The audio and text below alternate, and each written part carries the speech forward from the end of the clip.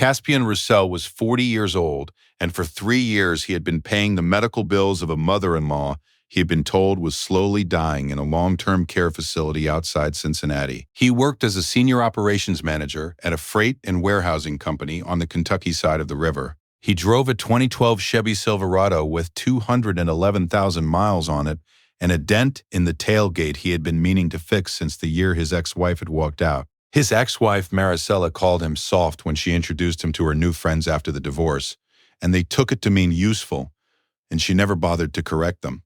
She told her cousin Yesenia that Caspian cleared $64,000 a year at the warehouse. She told her new boyfriend that the small ranch on Linwood Avenue had been bought with money Caspian had inherited from a great aunt, which it had not been. She told her bridge club that Caspian was a kind man with a small life and a soft heart, which was a sentence she had begun using as a kind of public joke at his expense. What Maricela did not know, what she had never bothered to ask in the 8 years she had been his wife, was that her husband owned 45% of the freight and warehousing company that paid him, that his net worth had crossed $2.9 million the year she had filed for divorce, and that the slim black phone in the inner pocket of his work jacket connected him to a network of partners and attorneys who had been quietly waiting on his word for the last 3 years. She had left him on a Sunday in March 3 years ago with the line that she had grown beyond him, that she needed to find herself, that he had been a good husband but not the husband she needed. He had not fought her. He had not contested the divorce. He had agreed to a settlement that on paper looked like a kind man overpaying for his own freedom. He had also agreed at her request to continue paying the monthly bills for her mother Esperanza, who was 81 years old, and according to Maricela, suffering from advanced dementia in a memory care facility in Lexington. Caspian had loved Esperanza. She had been the only person in Maricela's family who had ever looked him in the eye when he spoke. She had cooked for him the first time he had come to their home for dinner. She had told Maricela 3 months before the wedding that this one is the one you don't let go of, and Maricela had not listened. So when Maricela had asked, on the day the divorce papers were signed, if Caspian could please continue paying her mother's medical bills because she could not afford them and her cousins refused to help, he had said yes without hesitation. $3,400 a month. He had been paying it on auto pay for 3 years and 1 month, $124,800 across 37 payments. He had never asked for an accounting. He had never asked to visit. He had been told Esperanza was no longer lucid and that visits would only confuse her, and he had accepted that because he had loved the woman and he had trusted his ex-wife on the matter of the woman who had raised her. On a Tuesday in late November, his accountant Bernard had called him about something unrelated, a property tax filing, and had mentioned in passing that the EIN for the memory care facility in Lexington had returned as inactive when Bernard's office had tried to issue a year-end tax letter for the medical payments. Caspian had asked Bernard to double-check. Bernard had double-checked the facility had closed in 2020. There was no record of an Esperanza Vega ever having been a resident. Caspian had sat at his desk in the warehouse office for 14 minutes without moving. Then he had picked up the slim black phone. He had made one call. By Friday afternoon, Roland Briggs, the retired Cincinnati PD detective Caspian's cousin Theo, had hired the day after that phone call, had confirmed what the inactive EIN had implied. Esperanza Vega had died of pneumonia in a hospital in Lexington 38 months ago. Maricela had buried her mother in a small cemetery in Newport 11 days after that. She had not told Caspian. She had continued cashing the $3,400 a month for the next 3 years and 1 month, what Maricela had never thought to ask, not once across 8 years of marriage and 3 years of divorce, was where Caspian disappeared to on the Thursdays he was not at the warehouse, or whose name was on the holding company that owned half the building she now rented her boutique storefront from in Mount Adams. Caspian sat at his desk in the warehouse with the November rain coming down on the metal roof, and he understood in a single quiet moment that the woman he had loved had not just lied to him. She had lied to him about the dead. What happened next would cost Maricela every comfort she had built on the back of her own mother's grave. Before we jump into the story, comment where in the world you are watching from and subscribe because tomorrow's story is one you need to hear. The morning before the call from Bernard, the kitchen on Linwood Avenue had been quiet in the way Caspian had grown to need it. The light had come in slow through the east window, settling across the white oak butcher block he had built himself the second year of the marriage, when Maricela had still cared about the things he made with his hands.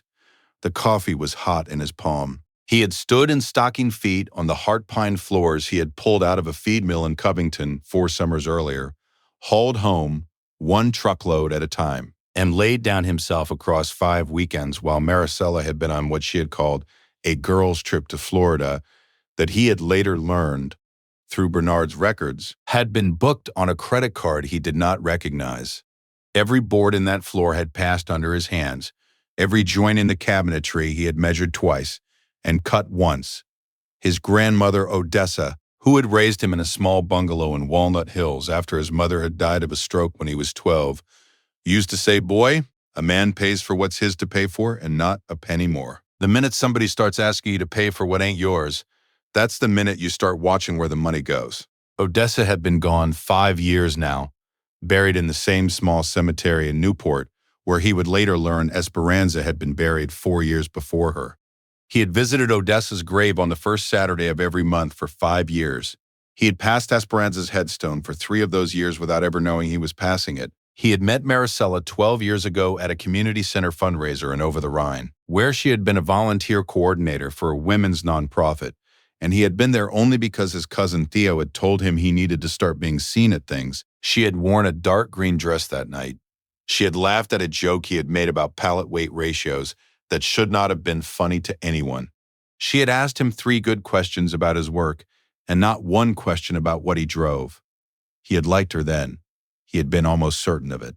8 months later, they were engaged. 14 months later, they were married in a small ceremony at her mother's church. And somewhere in the middle of the 3rd year of marriage, after Caspian had quietly accepted the equity stake Theo had offered him in the freight and warehousing firm, and watched his net worth begin to climb towards 7 figures, he had decided, on the advice of his attorney Felicia and his accountant Bernard, not to tell Maricela what he actually owned. It was not a lie, it was a habit of caution his grandmother had built into him before he had ever met a woman who would test it. Maricela had begun, by year 4, to comment on how much money her friends' husbands made. By year 5, she had stopped asking about his work entirely. By year 6, she had started taking phone calls in the laundry room with the door closed. The slim black phone in his work jacket pocket lived where it had lived for 6 years, unknown to her. Only Theo, Felicia, and Bernard knew the truth of Caspian Roussel's actual portfolio. The morning she had left him 3 years ago, she had set her keys down on the white oak credenza he had built the 3rd year of the marriage, and she had told him she had grown beyond him. He had not asked her what she meant. He had not begged her to stay. He had simply said, "I hope you find what you're looking for." She had cried at that. He had not. He had sat down at the kitchen table after she had gone, and he had thought about Esperanza, who had hugged him the last time he had seen her at Christmas dinner 2 years earlier. And he had decided, in that moment, that whatever happened between him and Maricela, he would not let an old woman pay for her daughter's mistakes. He had called Maricela that night. He had asked her how he could help with her mother's care. She had cried again. She had said the bills were crushing her. He had told her not to worry about it. He had set up the auto pay the next morning. He had paid it for 3 years and 1 month without ever asking a single question. Because some things his grandmother had also said, you don't make a woman beg you for. You just do them. It was 2:14 on a Friday afternoon when Roland Briggs walked into the small private conference room at Felicia Marchand's law office in Mount Auburn, with a manila folder under his arm and a look on his face that Caspian had only ever seen on men who were about to deliver news no one in the room wanted to hear. Felicia was 66, silver-haired, had been Caspian's attorney for 9 years, and was the only person in 3 counties Caspian's cousin Theo trusted with any document worth more than a paycheck. Theo was there. Bernard was there. Caspian sat down at the head of the table. He did not take off his work jacket. Roland opened the folder. Esperanza Vega passed away on August 14th, 3 years and 3 months ago, at St. Luke Hospital in Lexington. Cause of death: pneumonia secondary to advanced congestive heart failure. She was 81. She had been a resident at the memory care facility on Tates Creek Road for 14 months. Before her death, the facility closed in early 2020 due to financial mismanagement on the part of the parent company. Mrs. Vega was buried in St. Stephen's Cemetery in Newport on August 25th. The funeral was small. Maricela was listed as the next of kin. She paid for the burial. The total cost of the burial was $4,200. She paid for it on the same credit card she had been using for the Florida trips. He paused. He turned a page. Your monthly payments of $3,400 have been deposited into a personal checking account in Maricela's name since the divorce. None of that money has gone to a medical facility. None of it has gone to any memorial fund, charitable contribution, or end-of-life care expense. The full $124,800 has been used by your ex-wife for personal expenditures. Specifically, $28,000 of it went toward the down payment and first year of rent on a boutique storefront in Mount Adams, which she opened 19 months ago. The rest has gone to clothing, travel, restaurants, and the lease on a 2022 Range Rover. Caspian sat without moving. His hands didn't shake. His face remained perfectly calm. Felicia spoke first. She spoke gently. Caspian, I am sorry. I want you to know that you have been the victim of what Ohio law calls obtaining money by false pretenses. It is a felony if the amount exceeds $1,000. The amount in your case exceeds $124,000. We have email records, text messages, and bank records that prove she knowingly continued to accept the payments after her mother's death. We have the cemetery records. We have the death certificate. We have the auto pay agreement and the conversation that initiated it. We have everything we need to file a civil action for recovery and to refer the matter to the Hamilton County prosecutor for criminal charges. He looked at her. I don't want her in jail. I want her in front of me. Once. With the paperwork between us. Felicia studied him. That is your right. We can pursue civil recovery without the criminal referral. But Caspian, you should know, the prosecutor will likely pursue charges regardless of your preference once the matter is on the record, because the dollar amount triggers mandatory review. He nodded once. Then so be it. I am not the one who chose how this ends. Theo, who had not spoken yet, finally did. Cousin, I want to say one thing. You loved that old woman. Esperanza was good to you. She was good to all of us at the wedding. She told my mother that you were the best thing that happened to her daughter. You paid for her care for 3 years after she was already in the ground. The money is not what was stolen from you. The money is recoverable. What was stolen from you was the chance to grieve her properly, to bring flowers, to sit at the headstone, to say a prayer for the woman who blessed your marriage. That is what your ex-wife took from you, and that is what no court is going to give back. The room was quiet. Caspian closed his eyes for a moment. He thought about Esperanza's hands, which had been small and warm and had cupped his face the first time he had walked into her kitchen. He thought about her laugh, which had sounded like wind through a hanging chime. He thought about the 3 years he had not visited a cemetery he had passed almost every month. He opened his eyes. Tomorrow, he said. I'm driving to Newport tomorrow morning. Felicia nodded. Take the day. We file Monday. He drove to Newport at 6 in the morning on a Saturday in mid-November with a small bouquet of white chrysanthemums on the passenger seat and a thermos of coffee in the cup holder. He had not slept much. He had not needed to. He stood for 45 minutes at the headstone that read Esperanza Maria Vega, 1942 to 2021. Beloved mother and grandmother, her light remains. And he set the flowers down at the base of the stone, and he did not say much because he had never been a man of long prayers. But he said one thing aloud into the cold morning air. I'm sorry I didn't come sooner. I didn't know. He sat on the cold ground beside the grave for another half hour. Then he stood. He brushed the dirt from his jeans. He drove to Aunt Vernell's house in Mount Auburn for breakfast, where his grandmother's sister, 74 years old and still cooking on a gas stove she had owned since 1979, set a plate of grits and eggs in front of him without asking what was wrong. He told her the story in 9 minutes. Aunt Vernell wiped her hands on her apron and sat down across from him and said, Baby, there is a particular kind of cold that runs in some people. Your grandmother used to call it the cold that comes from never having had to pay for anything you wanted. Maricela had that cold. Esperanza did not. The girl took the worst of her father and none of her mother.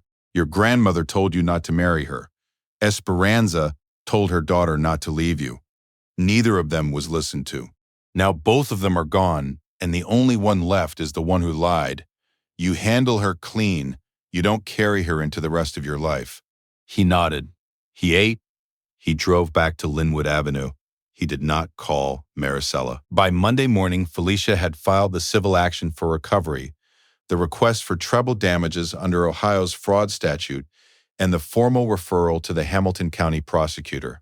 By Wednesday morning, Roland had confirmed that Maricela's new boyfriend, a man named Reuben Calloway, was a self-described investment consultant with 2 prior consumer fraud complaints filed against him in Kentucky and 1 open inquiry in Ohio. By Thursday, Bernard had frozen the autopay and reversed the most recent payment. By Friday afternoon, Felicia had scheduled the in-person service for the following Tuesday at a restaurant in Hyde Park that Caspian quietly owned through a holding company 2 layers deep. He had not chosen the restaurant for this symbolism. He had chosen it because Felicia had asked for somewhere public, somewhere with witnesses, somewhere with security footage Caspian could access without a court order. He spent that weekend at home. He did not see anyone.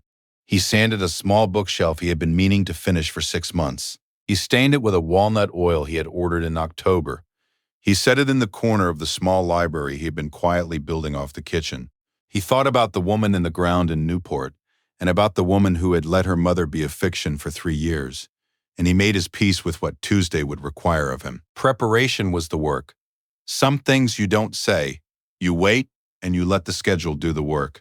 The restaurant in Hyde Park was a quiet bistro with brick walls and tall front windows that looked out on a street Caspian had driven down 1,000 times. He arrived at 12:14 on Tuesday afternoon. Felicia arrived at 12:16 with 2 associates and a courier carrying a leather portfolio. Aunt Vernell arrived at 12:18 in a deep navy dress and took a seat at a table by the door where she could see every entrance and exit. Cousin Theo arrived at 12:20 and sat at the bar with a glass of water and a clear view of the room. Maricela arrived at 12:30 with Reuben Calloway on her arm. She was wearing a camel coat Caspian had never seen and a small gold watch he had never bought her. She was laughing at something Reuben was saying. She did not see Caspian until she was 8 feet from his table. Her face changed in stages.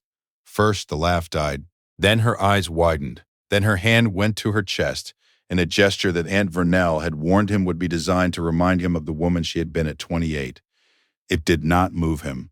Caspian stood. He did not approach her. He did not raise his voice. "Sit down, Maricela, both of you." They sat. Felicia opened the portfolio. "Maricela Vega Roussel," she said in the calm voice of a woman who had done this hundreds of times. "You are being served. Mr. Calloway, there are separate matters on the way to you, including a civil subpoena and a notice from the Ohio Attorney General regarding the open consumer fraud inquiry against your consulting practice." She slid the first document across the table. Civil action for recovery, $124,800 in fraudulently obtained funds, plus treble damages and attorney's fees. Total, demand $398,400. Then the second, a certified copy of Esperanza Vega's death certificate dated August 14th of the year the boutique had not yet opened. Then the third, the full bank trail of the 37 monthly payments, itemized by date and corresponding to the personal credit card statements that documented her use of the funds. Then the fourth, a copy of the formal referral to the Hamilton County Prosecutor's Office with a notation that an arraignment was likely within 90 days on charges of theft by deception in the 3rd degree. Then the fifth, a letter from the landlord of the Mount Adams boutique storefront, acknowledging receipt of a notice that the holding company owning the building had identified one of its tenants as the subject of a pending civil fraud action and was reviewing the lease for cause. Maricela read the first document. She read the second. When she saw her mother's death certificate, her hand left her chest and went to her mouth. Reuben Calloway, who had been silently reading the document about himself, stood up.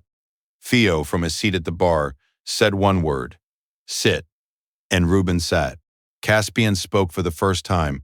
He spoke quietly. "Maricela, I want to tell you what you don't know. 7 years ago, my cousin Theo offered me 45% of the freight and warehousing company. I took it. My share is worth $2.9 million on the most recent valuation. The building your boutique rents space in is owned by the holding company that signs my dividends. The Silverado I drive is a choice. The work jacket is a choice. The money you took is being recovered as of this morning. The man sitting next to you has been documented, and the state already had his name before you ever introduced him to your friends. But none of that is why I am here today." He paused. He looked at her directly for the first time since she had walked in. "I came here because of your mother. Esperanza was kind to me. She blessed our marriage. She told you 3 months before the wedding that I was the one you should not let go of. You told me she was alive. You told me she needed help. You told me she could not have visitors. For 3 years and 1 month, I paid for the care of a woman who was already in the ground. I drove past her grave every month for 3 years on my way to my own grandmother's headstone. And I did not know I was passing her. You took my chance to mourn her. You took my chance to bring flowers. You took my chance to sit with the only person in your family who ever treated me like a son. That is what I cannot recover in any court. That is what I came here to say to your face." Maricella's eyes were wet. She tried, then, exactly what Aunt Vernell had said she would try. She said his name softly. She said she had been desperate. She said she had been so afraid after the divorce, so alone, so confused about money, that she had not known how to tell him her mother had died because she had not wanted to lose the only person who had still been kind to her. She said she had meant to tell him. She said the months had become years and the lie had become a wall she could not climb back over. She said she still loved him, that she had always loved him. "Please, Caspian, please. You were the best part of my life. Please." Aunt Vernell stood up from her table, walked to Maricella's chair and said, "Niece, your own Auntie Yolanda called me yesterday. She has known you lied about your mama for 2.5 years. She told the family last Christmas. They have all known. They have been waiting for the day this came out. Don't sit here and tell this man you were alone. You were never alone. You were just never honest." Then she sat back down. Maricela turned to Reuben for help. Reuben was reading the page about the Ohio Attorney General for the 3rd time. He did not look up. Caspian picked up his water glass, took one slow sip, and set it down. "I'm not angry, Maricela. I'm clear. I forgave the marriage ending. I will not forgive the grave. Your mother deserved a son-in-law at her funeral. You took that from her too. I hope you understand that one day." He turned. He walked out of the restaurant. He did not look back. The room was silent behind him. Maricela remained at the table with her mother's death certificate open in front of her, surrounded by paperwork that mapped the precise shape of her own undoing, and the man she had introduced as her future was already reading the page about the state inquiry for the 4th time. 12 months had passed like a long, quiet drive down a familiar road. Caspian stood in stocking feet on the back deck of the house on Linwood Avenue, coffee in one hand, the morning settling cool across a yard he had reseated himself in the early spring. The dogwood by the fence had bloomed white in April and was now beginning to turn toward red. The small library off the kitchen, the one he had been quietly building for years, was finished. The shelves were white oak, hand-sanded, lined with the books his grandmother had left him, and the trade journals he had read in the years he had been quietly building his stake in the firm. The firm had closed on its largest acquisition in February, a regional distribution network that had pushed Caspian's share past $3.3 million on Bernard's books. He had endowed a small fund that summer at the Baptist Church in Walnut Hills in his grandmother's name, which now provided burial assistance to families in the congregation who could not afford to lay their elders to rest. He had also quietly set up a perpetual care fund at St. Stephen's Cemetery in Newport, attached to 2 specific plots, his grandmother's and Esperanza's. The fresh flowers on Esperanza's headstone were paid for, in perpetuity, by a man whose name appeared nowhere in the cemetery's records. Caspian visited both graves now on the first Saturday of every month. He brought a folding chair. He sat for 40 minutes at each. There was a woman now, a quiet woman named Renata, a hospice chaplain he had met at the cemetery in May when she had been visiting the grave of an elderly patient she had cared for in her final weeks. She had not recognized him. He had not introduced himself with his last name. They had spoken for 20 minutes about the way flowers held the cold better than the wind did, and he had asked her before she left if she would like to share a coffee somewhere warmer. She had said yes. Renata did not live with him yet. She had her own small apartment in Northside. She came over on Sunday afternoons and they cooked together and read in the library, and sometimes she stayed, and sometimes she did not. Caspian did not push. Some things were worth the patience to build right. He had heard about Maricela through Felicia, who had heard from Roland. She had pleaded out on the criminal charges and had received 18 months of probation and an order of restitution for the full amount, which was being garnished from her wages at a wholesale clothing distributor where she had taken an administrative position after the boutique had closed. Reuben Calloway had been indicted on 6 counts in 2 states and was awaiting trial in Kentucky. Her cousin Yesenia had stopped speaking to her in March. Her aunt Yolanda had refused to host her for Easter. The social cost was total. Caspian had registered each piece of news as it had come to him. He had not gloated, he had not laughed. Bitterness, he had decided, was a load no man should agree to carry.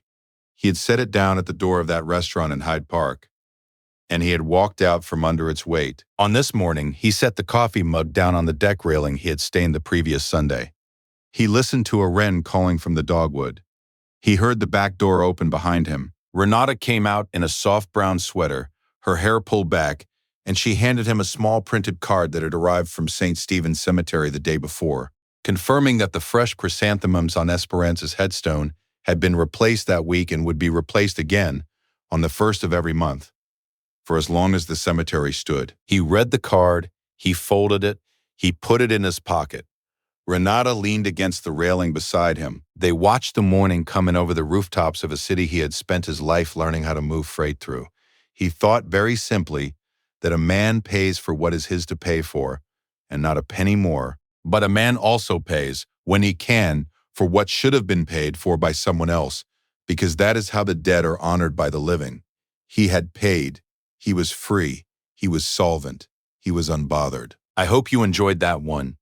Be sure to like the video and subscribe so you don't miss the next story.